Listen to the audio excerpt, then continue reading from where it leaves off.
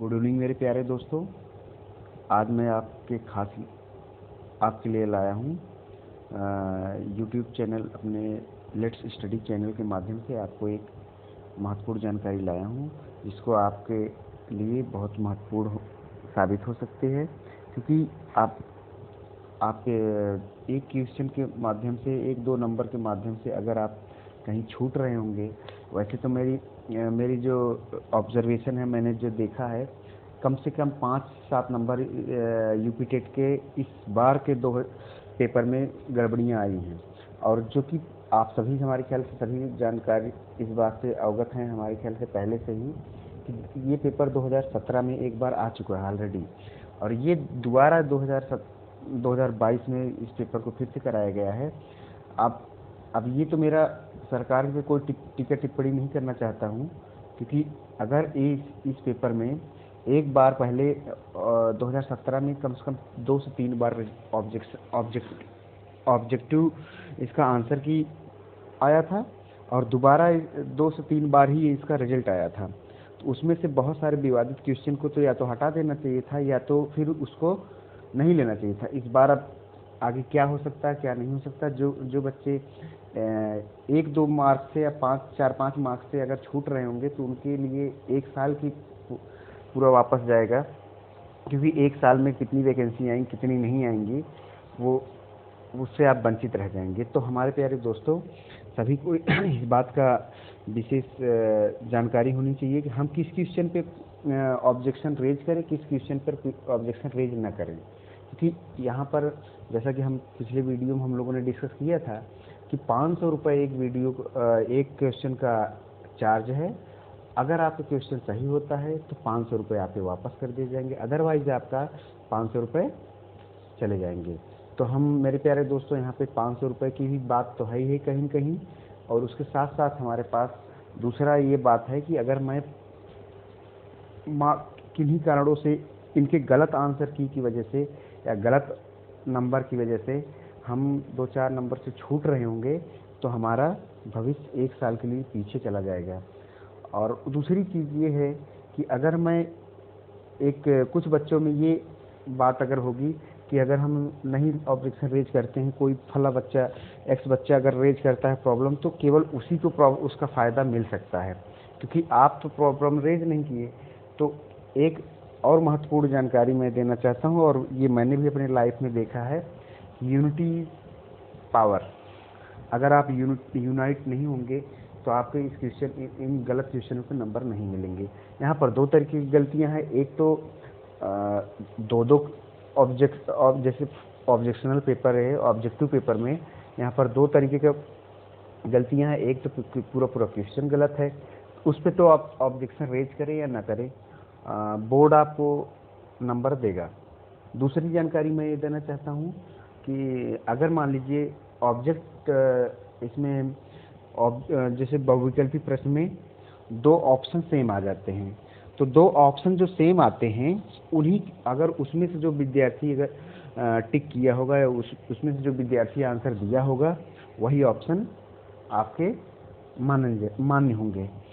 अब for example, जैसा कि हमने अगर आगे देखा जाए, जैसा कि हम आगे देखें, अगले क्वेश्चन में आंसर इन्होंने निकाला है, तो आप देख ही रहे होंगे सभी लोग।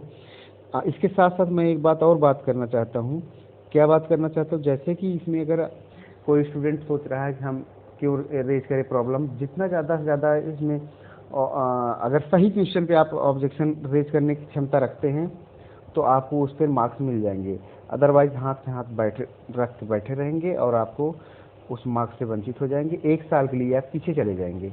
तो मेरे प्यारे दोस्तों, मेरा सजेशन यही है कि यूनाइट होइए, और मेरे इस वीडियो को ज़्यादा से ज़्यादा शेयर करें और सब्सक्राइब करें, ताकि ज़्यादा से ज़्यादा बच्चे इस पर अब अवेयर होके ऑब्जेक्शन रेज करें। तो मेरे प्यारे दोस्तों, शेयर एंड सब्सक्राइब आप कर दीजिए। और मैं चाहता हूं कि अगर इसके बारे में थोड़ी सी अवेयरनेस हो जाए कि कौन कौन से क्वेश्चन इम्पोर्टेंट है, जिस पे हम क्वेश्चन रेज करें, प्रॉब्लम रेज करें। अदरवाइज सारे क्वेश्चन पे तो रेज नहीं किया जा सकता है। तो हम चलते हैं अपने उस क्वेश्चन पे जो जो प्रॉब्लम है, क्वेश्चन जिस पे प्रॉब्लम रेज किया जा सकता है बोर्ड के। तो आप सभी जानते हैं, इस बात से अवगत हैं कि 28 तारीख से 1 तारीख के बीच में हम प्रॉब्लम को ऑब्जेक्शन रेज कर सकते हैं। तो उसके बाद इस पर कोई सूचना जो है, जानकारी जो है आगे के लिए हम समझेंगे। इस पर ऑब्जेक्शन कैसे करना है, कैसे नहीं करना है, ये सब तो आप बोर्ड उसमें दिया है वेबसाइट पे। लेकिन हम किस क्वेश्चन पे प्रॉब्लम रेज करें, उसके लिए हम चलते हैं। तो सबसे पहले हमने एक और जानकारी देना बहुत इम्पोर्टेंट समझता हूँ, क्योंकि अगर आप मान लीजिए यहाँ पर देखा जाए तो हम सेट नंबर बी लिया हूँ, आप सभी देख रहे हैं सेट नंबर बी लिया हूँ। और सेट नंबर बी जो है आपका, यहाँ पे देखिए तो ध्यान से, अगर तो सेट नंबर बी में कुछ क्वेश्चन है जो गड़बड़ है, लेकिन सभी को इस बात की जानकारी अगर ध्यान से देखिए, क्योंकि question set A, set B, set C, set D सब में सेम है, सफल कर दिए गए, और कभी कुछ में ऑब्जेक्ट जो है सफल किया गया है। तो हम सीधी सीधी बात करते हैं कि बी क्वेश्चन के पूरे पूरे क्वेश्चन को आप देखिए, ठीक है। तो पूरे पूरे क्वेश्चन को जब आप देखेंगे तभी आपको उससे सफलता मिल पाएगी। तो पूरे पूरे क्वेश्चन यहाँ पर देखा जाए तो यहाँ पर जो क्वेश्चन है, जैसा कि क्वेश्चन नंबर 8, सीधे सीधे हम क्वेश्चन नंबर 8 पे चलते हैं। तो ये रहा आपके क्वेश्चन नंबर 8। तो 8 में मेरे प्यारे दोस्तों क्या लिखा है, सभी लोग देख रहे होंगे, यहाँ पर दिख रहा है सभी को। निम्नलिखित में ग्रंथियों के आधार पर व्यक्तित्व के विभिन्न प्रकारों की चर्चा किसने की। तो यहाँ पर सभी को मैं बताना चाहता हूँ 2017 में ऑब्जेक्शन हुआ था, क्योंकि यही सेम डिक्टो सेम क्वेश्चन आया था। और उसमें जो है, जैसा कि यहाँ पर अगर आप देखें तो यहाँ पर बोर्ड ने जो आंसर की दिया है उन्होंने 1 दिया है।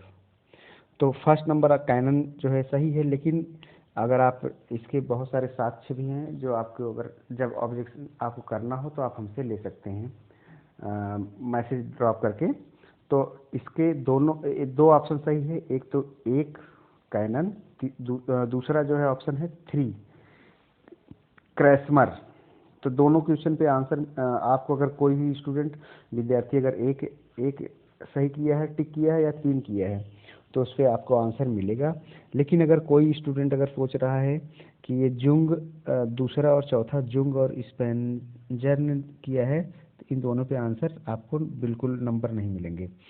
तो अगर आप चाहते हैं तो रेज करना, तो इस पे भी रेज किया जा सकता है। और उसके बाद हम नेक्स्ट क्वेश्चन पे चलते हैं, क्वेश्चन नंबर 23। क्वेश्चन नंबर 23 हम देखते हैं कहाँ पर है।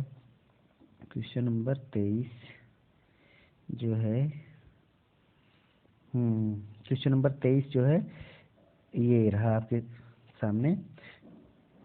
MPPI परीक्षण का उपयोग निम्न में से किसके मापन में किया जाता है। MPPI के परीक्षण का उपयोग किसके किया जाता है। तो सबसे पहली बात तो मैं यहाँ बताना चाहता हूँ, क्वेश्चन गलत है। इसे बोर्ड को खुद नंबर देना पड़ेगा। और यहाँ पर अगर देखा जाए तो बोर्ड को खुद नंबर देने का मतलब क्या है यहाँ पे, कि जब अगर आप नेट के माध्यम से सर्च करना चाहें तो उस पर भी सर्च कर सकते हैं। एक्चुअली ये MMPI टेस्ट होता है, जो कि साइकोलॉजिकल टेस्ट होता है। ये आगे के लिए भी काम देगा, कभी एग्जाम में आएगा। तो MMPI जो होता है साइकोलॉजिकल टेस्ट के लिए काम देता है। और हाँ, सबसे महत्वपूर्ण जानकारी ये है कि MPPI यहाँ पर, जैसा कि यहाँ पर लिखा है, M इंग्लिश में भी देखिए, ठीक है। MPPI ऐसा कोई वर्ड नहीं है, ठीक है। तो इस क्वेश्चन पे इसमें से कोई भी ऑप्शन किसी बच्चे ने सेलेक्ट किया होगा तो सब पे नंबर मिलेगा। तो या तो इसको जो है यहाँ पर पूरी तरीके से हटा दिया जाना चाहिए, या तो पूरी तरीके से इस पर नंबर दिया जाना चाहिए। तो हटाना सही चीज़ नहीं, क्योंकि इसमें मार्क्स के आधार पर सबको वेरी करता है, कट ऑफ डिसाइड होता है। तो आप इसको इंक्लूड करना चाहिए, एक्सक्लूड नहीं, ठीक है। तो यहाँ पर अगर देखा जाए तो क्वेश्चन ही गलत है, इसके आधार पर हम जो है इस क्वेश्चन को गलत करते हैं। और इसमें कोई भी बच्चा कुछ भी कॉन्टैक्ट, मतलब चाहे फर्स्ट, सेकंड, थर्ड, फोर्थ कोई भी ऑप्शन सेलेक्ट किया होगा तो आपको मार्क्स मिलेंगे। वैसे मैं आपको एक जानकारी देना चाहता हूँ, MMPI का फुल फॉर्म होता है मिनेसोटा मल्टीफेसिक पर्सनैलिटी इन्वेंट्री, तो ये MMPI होता है। तो फिलहाल मैं अगले क्वेश्चन पे चलता हूँ जो जिसमें गलतियाँ और भी हैं। क्वेश्चन नंबर 24 क्वेश्चन नंबर 24 है जस्ट नीचे ही। तो अधिगम हेतु निम्न में से क्या सर्वाधिक आवश्यक है? Which are the following is most essential for learning. तो जितने भी साइंटिस्ट है आपने भी पढ़ा होगा, उसमें देखा होगा कि अगर देखा जाए तो इसमें जो है परिपक्वता एक ऐसा ऑप्शन है इसमें जो निर्देशन निर्देशन एक ऐसा ऑप्शन है जो गलत है। अगर कोई चौथा ऑप्शन किया होगा तो गलत है। अदरवाइज इसमें इस क्वेश्चन में क्वेश्चन नंबर 24 में 1 भी सही है, 2 भी सही है और 3 भी सही है। तो इन तीनों में से कोई भी ऑप्शन अगर कोई लगाया होगा तो वो सही होगा। ऑब्जेक्शन इस पे रेज कर सकते हैं, ठीक है। तो यहाँ पर क्योंकि तीनों ऑप्शन मैच कर रहे हैं, सेम है, मैं मतलब तीनों ऑप्शन, कोई भी क्वेश्चन होता है ऑब्जेक्टिव पेपर का मतलब ये होता है कि उसमें से कोई एक विकल्प सही होगा, लेकिन यहाँ पर 3 विकल्प सही हो रहे हैं। तो ये आप जो है इस पर प्रॉब्लम रेज कर सकते हैं, ठीक है। तो हम चलते हैं अगले क्वेश्चन पर। जैसा कि आप अगर देखें यहाँ पर तो क्वेश्चन नंबर 25 अगर देखा जाए तो क्वेश्चन नंबर 25 में आप क्या देख रहे हैं? एक मिनट, क्वेश्चन नंबर 25 पे आ जाते हैं। ये रहा क्वेश्चन नंबर 25। क्वेश्चन नंबर 25 में आप देखिए शैशवकाल।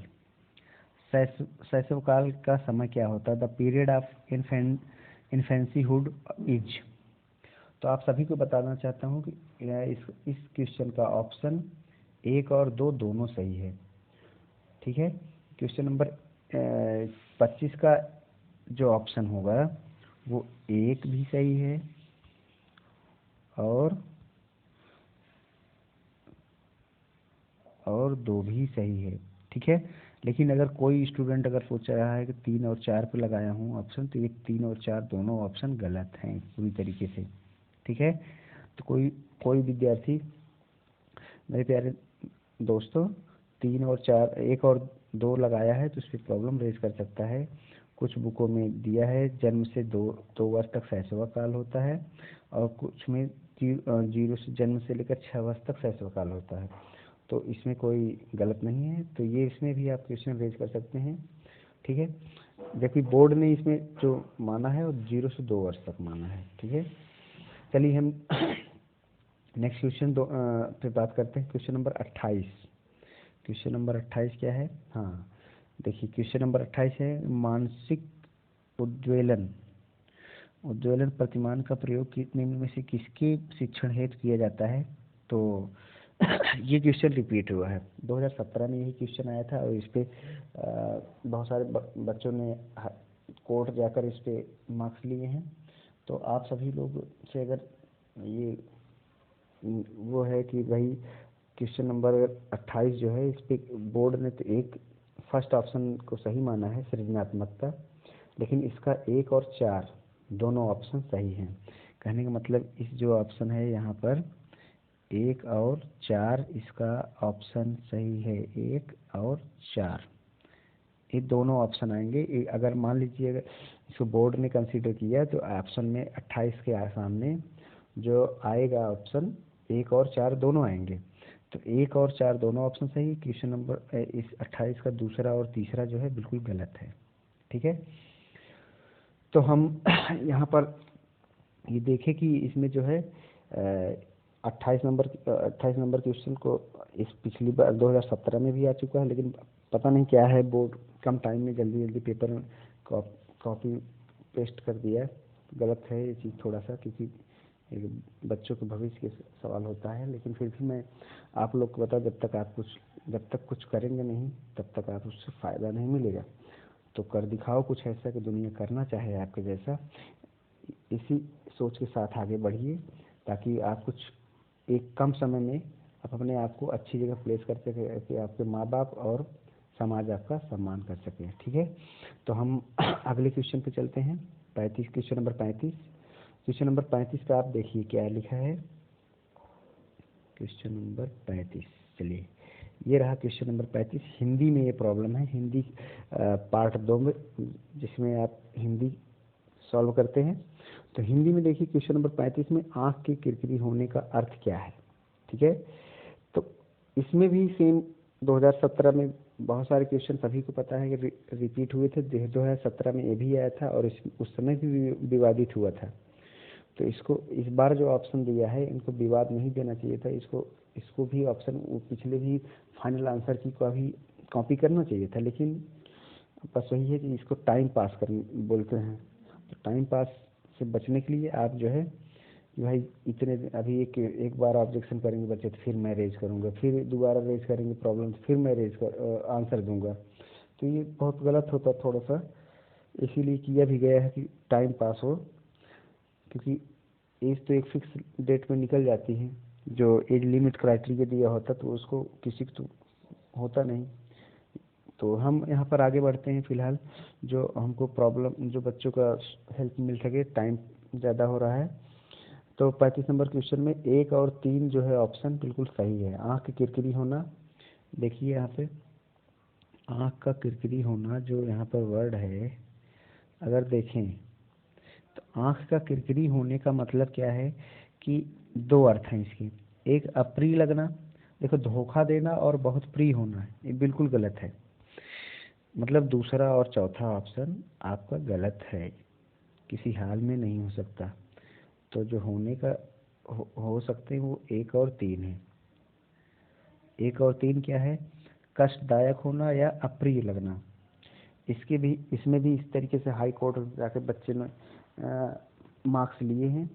तो आप अगर अपना चाहेंगे तो इस पर कंप्लेन कर सकते हैं और आपको इस पे 500 रुपये रिटर्न हो सकते हैं, क्योंकि आप और उससे मार्क मिल जाएंगे। जो बच्चा क्वेश्चन रेज करेगा ये सोच रहा है कि अगर हम क्वेश्चन रेज नहीं करेंगे, प्रॉब्लम रेज नहीं करेंगे तो आप मेजोरिटी नहीं होगी और कम बच्चों की आवाज़ दबा दी जाती है। ये आप सभी जानते हैं। इसलिए मेरे इस वीडियो को ज़्यादा से ज़्यादा शेयर करिए, ताकि आपको, जो मेन एम ये है इस वीडियो के पीछे, कि आपको 1 साल पीछे ना हो। 2-4 नंबर से अगर कम हो रहे हो तो 1 साल पीछे ना होना पड़े, नहीं तो आपको वैकेंसी आने पर आप अप्लाई नहीं कर पाएंगे। तो फिलहाल हम आगे चलते हैं। इसका सभी को पता है, तो मैं एक बार क्लियर कर देना चाहता हूँ, इसका 1 और 3 दोनों ऑप्शन सही हैं, ठीक है। आप भी, और इसके बाद हम आगे चलते हैं और आगे नेक्स्ट क्वेश्चन जो है क्वेश्चन नंबर 46। क्वेश्चन नंबर 46 पे चलते हैं। क्वेश्चन नंबर 46 क्या है? एक मिनट। क्वेश्चन नंबर 46, ये क्वेश्चन नंबर 46 में देखते हैं, इस देश में हिंदी भाषा का प्रयोग लिखने एवं बोलने में किया जाता है। तो इस देश में, इस नीचे वाले चारों देशों में से बताना है कि इस देश में से किस देश में हिंदी जो भाषा जो है लिखने और बोलने के दोनों को रूप में प्रयोग किया जाता है। सबसे पहले हम इसमें से 2 ऑप्शन तो बिल्कुल कट गए, वो आपको पता है। क्या है दूसरा ऑप्शन जो है? दक्षिण अमेरिका और ऑस्ट्रेलिया, ये दोनों ऑप्शन गलत हैं। तो कहने का मतलब दूसरा और तीसरा ऑप्शन गलत है। लेकिन यहाँ पर थोड़ा सा क्वेश्चन आप इसमें प्रॉब्लम रेज करने लायक नहीं है, क्योंकि जो है बिल्कुल मॉरिशस जो कंट्री है, इसमें जो है हिंदी जो है एक औपचारिक भाषा के तौर पर यूज किया जाता है मॉरिशस में। और ऐसा हम नहीं कह सकते कि पाकिस्तान में नहीं यूज करते, कि वहाँ पर कुछ और ही लैंग्वेज, यहाँ पर भी पाकिस्तान भी हिंदी यूज़ किया जाता है, हिंदी लिखी भी जाती है, हिंदी बोली भी जाती है। तो पाकिस्तान को भी नहीं कह सकता है कि ये पूरी तरीके से गलत है। और मॉरिशस में थोड़ा सा ऑफिशियली किया जा सकता है। लेकिन इसमें हम ऑप्शन पे देखें तो ऑप्शन बोर्ड ने जो ऑप्शन दिया है क्वेश्चन नंबर 46 में, देख लेते हैं एक बार। क्वेश्चन नंबर 46 का जो ऑप्शन है क्या है?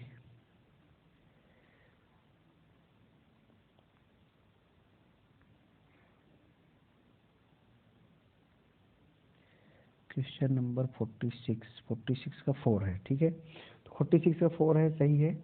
मॉरिशस को एक तरीके से, भाई देखिए यहाँ पर इनका ये मतलब नहीं कि घर में चल रहा है भोजपुरी तो भोजपुरी इसका मतलब हो गया भाषा है। है ना।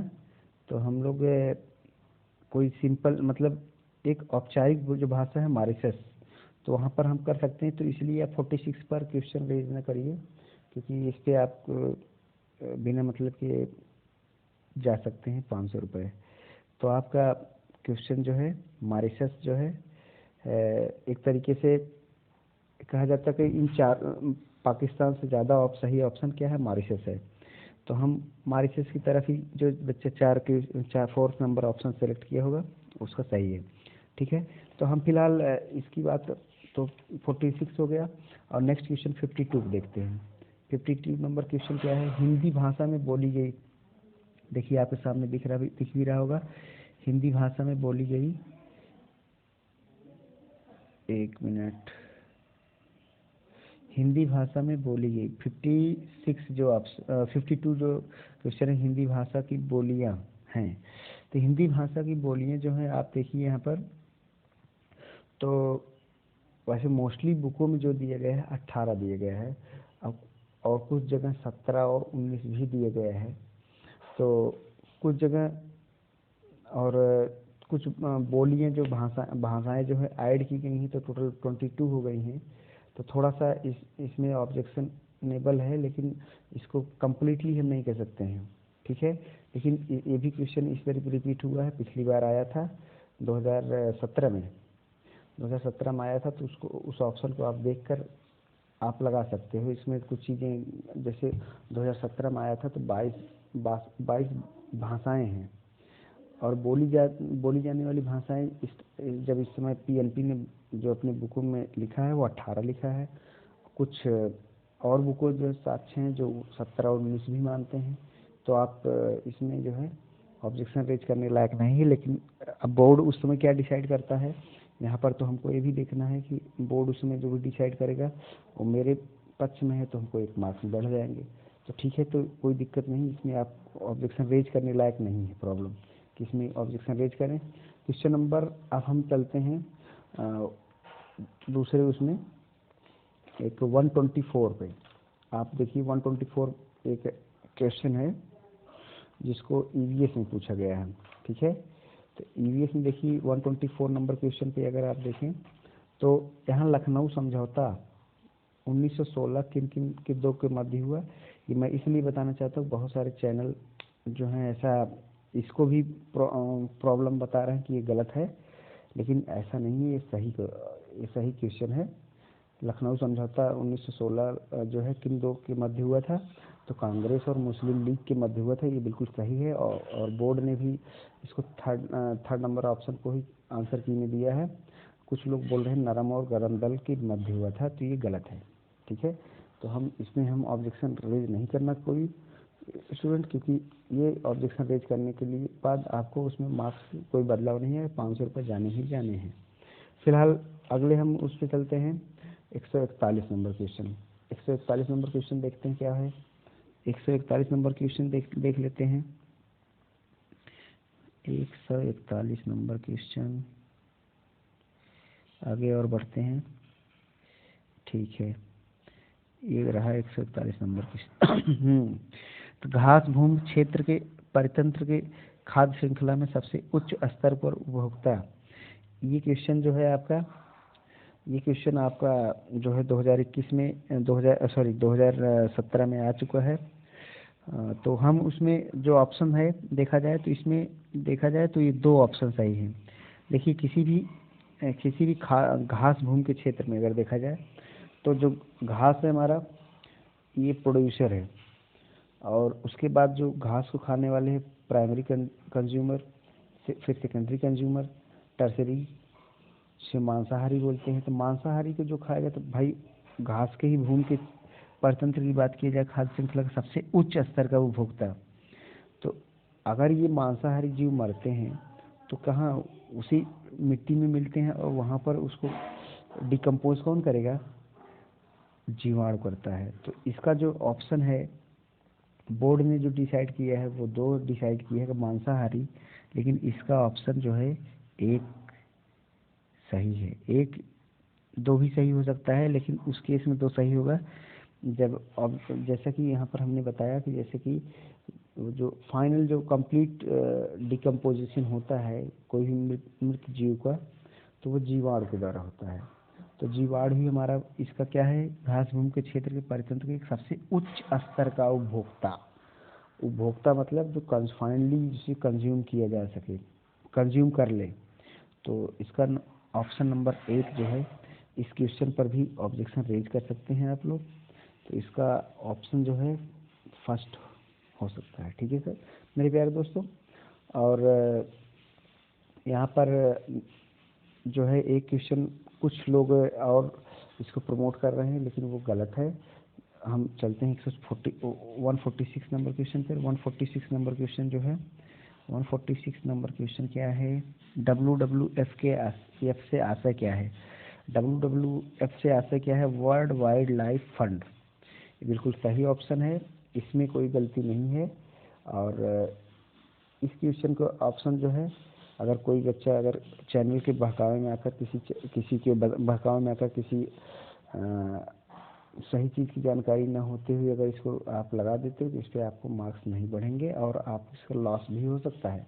तो मेरे प्यारे दोस्तों, आज यहाँ पर टोटल जो है हमने देखा, टोटल अगर देखा जाए तो कितने क्वेश्चन हमारे जो एग्जैक्टली जो हमारे मार्क्स देने मतलब ऑब्जेक्शन लेवल है, टोटल हमारा 8 नंबर क्वेश्चन है, 23 नंबर क्वेश्चन है, 24 नंबर क्वेश्चन है, 25 नंबर क्वेश्चन है, और उसके बाद 28 नंबर क्वेश्चन जो हमने बताया था, सभी को याद है। देखिए 23 नंबर क्वेश्चन में तो जो है ये गलत क्वेश्चन ही है, तो इस पर आप रेज करो प्रॉब्लम, चाहे ना रेज करो, इस पर आपको मार्क्स डायरेक्टली मिलने हैं। तो इसको आप मत ही रेज करो। क्वेश्चन नंबर जो है ये जिसमें हमने बताया कि 23 नंबर क्वेश्चन जो है ये पूरी तरीके से गलत है, मतलब क्वेश्चन ही गलत है, तो उसको बोर्ड को देना पड़ेगा नंबर। तो इस पर आप मत रेज करिए। और उसके बाद जो है क्वेश्चन नंबर 25 रेज किया जा सकता है। क्वेश्चन नंबर 28, इसमें भी 2 ऑप्शन एक साथ मैच कर रहे हैं। इसमें जो ऑब्जेक्शन रेज करेगा, मतलब क्या कहना चाह रहा हूँ, जैसे मान लीजिए सपोज हमने 28 नंबर पे क्या बताया था, 1 और 4 नंबर ऑप्शन सही है, तो आपने 4 लगाया, किसी बच्चे ने 1 लगाया, लेकिन बोर्ड ने जो डिसाइड किया वो 1 अभी फिलहाल। आप अगर प्रॉब्लम रेज नहीं करते हो तो आपको उसमें मार्क्स नहीं मिलेंगे। तो मे बी जो इसका ऑप्शन मतलब फाइनली लास्ट में आएगा वो 1/4 करके आएगा, लेकिन जब आप प्रॉब्लम रेज किए रहोगे तो एक तो ये भी 28 नंबर क्वेश्चन जो है गलत है, और एक और 35 नंबर क्वेश्चन को भी आप गलत है। ये 2017 में 28 ये बच्चों ने हाई कोर्ट जाकर यही सेम डिक्ट क्वेश्चन आया था। जब पता नहीं प्रॉब्लम इतनी प्रॉब्लम थी तो उस क्वेश्चन को देना ही नहीं चाहिए था बोर्ड को, लेकिन फिर भी ये क्या बताया जाए, इसके ऊपर कुछ कहा नहीं सकता। ये आप खुद ही समझदार हैं यूथ के लिए कितना क्या हो रहा है, तो इसके लिए हम नहीं कुछ कहेंगे। फिलहाल एक 46 नंबर क्वेश्चन है, तो 46 नंबर क्वेश्चन में जो है वही बात है कि ये आपको प्रॉब्लम रेज करने लायक नहीं है, तो फिलहाल इसको छोड़ दीजिए। 46 हो गया। आगे 52 नंबर क्वेश्चन देखिए। 52 नंबर क्वेश्चन में भी प्रॉब्लम इसी तरीके की है, एग्जैक्टली वो नहीं है, प्रॉब्लम रेज नहीं कर सकते हैं। 124 नंबर क्वेश्चन देखिए। 124 नंबर क्वेश्चन जो आपका है, उसमें अगर आप देखे जाए तो 124 में एक सबसे जो चीज़ें हैं, 124 नंबर क्वेश्चन कहाँ है, तो ये कुछ लोग इसको गलत बता रहे हैं, लेकिन बोर्ड सही इसका आंसर दिया है। फिलहाल इस तरीके से लास्ट क्वेश्चन भी WWF 146 ये भी गलत है, मतलब ये जो है सही आंसर बोर्ड ने दिया है, तो इससे आप मत बिल्कुल अपोज करिए। लेकिन हाँ, एक क्वेश्चन 141 नंबर क्वेश्चन जो है, 141 नंबर क्वेश्चन जो है ये गलत है। ठीक है, तो कौन कौन से क्वेश्चन पे प्रॉब्लम रेज किए सकता, 8, 23, 24, 25 हो गया। उसके बाद जो है 28 नंबर क्वेश्चन, 28 नंबर क्वेश्चन, उसके बाद जस्ट 35 नंबर क्वेश्चन, फिर 35 नंबर के बाद सीधे सीधे 141। तो आपके मैं अभी यहाँ पर अपने चैनल के माध्यम से आपको मैं क्लियर कर देना चाहता हूँ कि कौन कौन से क्वेश्चन पे प्रॉब्लम रेज करने हैं, वो मैं आपको यहाँ पर मेंशन कर दे रहा हूँ। आपका 8 नंबर क्वेश्चन, 23 नंबर क्वेश्चन, उसके बाद 24 नंबर क्वेश्चन, ठीक है। फिर 28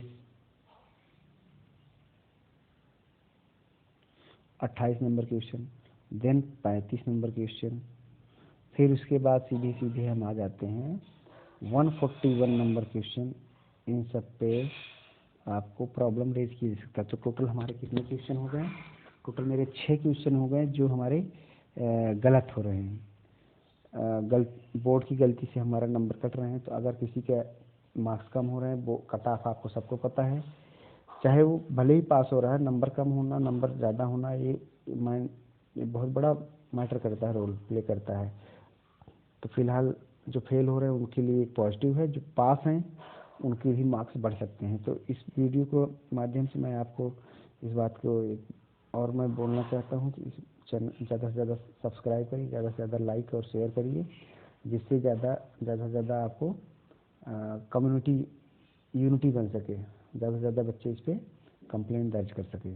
तो फिलहाल इसमें एक और बात लास्ट में बोलना चाहता हूँ कि जैसा कि आगे आने वाले टाइम में हम मैथ यूपी टेट के मैथ और सीटेट के मैथ टीचिंग से रिलेटेड जितने भी वैकेंसीज होती हैं उसमें मैथ हम आपको पढ़ाएंगे।